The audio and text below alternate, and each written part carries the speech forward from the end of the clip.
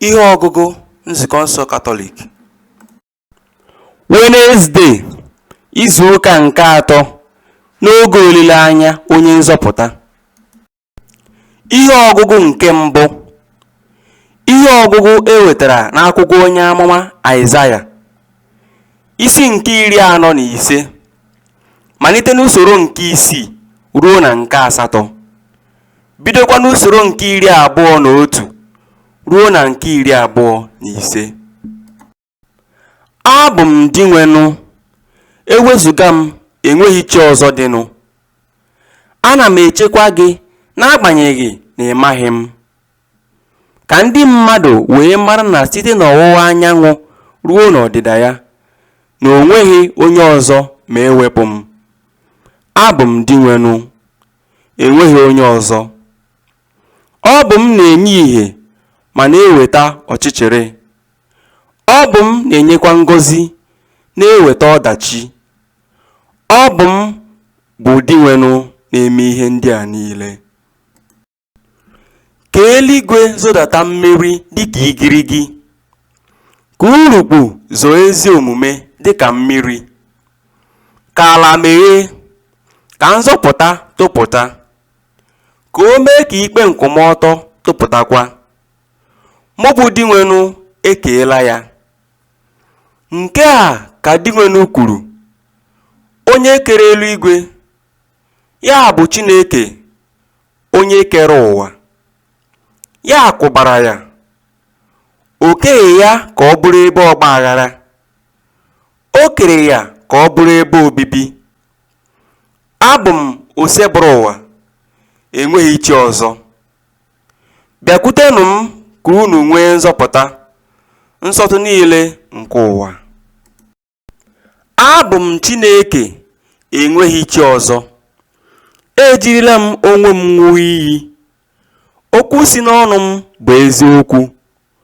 Okwu na-agaghị alaghachi n'ebe m nọ. Ikpere niile ga-esekpuru m. Ire niile ga-aṅụ iyi. E kwuru sị, sọọsọ na di nwenụ ka mmeri na ike si bịa. Ndị niile na-ebuso ya agha ga-eji ihere bịakwute ya. Mmeri na otito nke si n'aka Chineke ga-adịrị agbụrụ niile nke Izrel. Okwu nke osebụrụ ụwa. Ekele dịrị Chukwu. Abụ ọma na azịza ya. Azịza ya bụ, ka eluigwe zodata mmeri dịka igirigi, ka urukpu zoo ezi omume dịka mmiri. Ana m ege ntị n'ihe Chineke onye nwe anyị na-ekwu. Ihe ọ na-ekwu bụ udo maka ndị nke ya. N'ezie, nzọpụta ya dị nso maka ndị na-atụrụ ya egwu. Ka ebube ya wee nọgide n'ala anyị. Azịza: ka eluigwe zodata mmeri dịka igirigi, ka urukpu zoo ezi omume dịka mmiri. Ịhụnanya na eziokwu amakụọla. Ezi omume na udo ebiela ọma. Irube isi ga-esi n'ala pulite. Ezi omume ga-esi n'elu ledata anya. Azịza: ka eluigwe zodata mmeri dịka igirigi, ka urukpu zoo ezi omume dịka mmiri. Ee, onye nwe anyị ga-enye anyị ọganihu. Ala anyị ga-amịta mkpụrụ bawanye. Ezi omume ga-aga n'ihu ya. Udo ga na-eso nzọụkwụ ya. Azịza: ka eluigwe zodata mmeri dịka igirigi, ka urukpu zoo ezi omume dịka mmiri. Mbeku. Aleluya, aleluya. Welie olu gị tisie mkpu ike. Osebụrụ ụwa Chineke anyị ji ike abịa. Aleluya.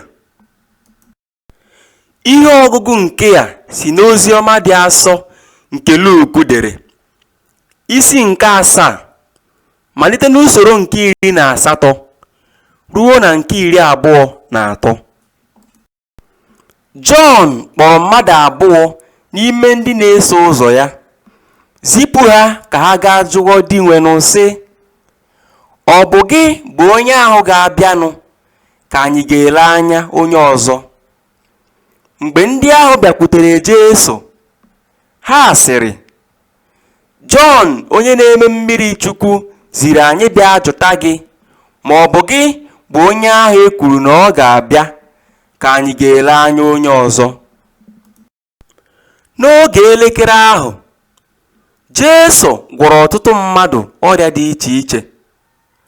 Ọ chụpụkwara mmụọ ọjọọ n'ahụ ndị ha ji, meekwa ka ọtụtụ ndị ìsì hụ ụzọ.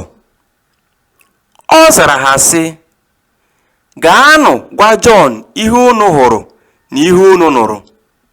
Ndị ìsì na-ahụ ụzọ, ndị ngwọrọ na-aga ije, a na-eme ndị ekpenta ka ha dị ọcha, ndị ntị chiri na-anụ ihe, a na-eme ndị nwụrụ anwụ ka ha si n'ọnwụ bilie, a na-akụziri ndị ogbenye ozi ọma. Ngọzi na-adịrị onye ọbụla nke na-agaghị aghọtahie m. Ozi ọma nke ose bụrụ ụwa. Otito dịrị gị, Kristi.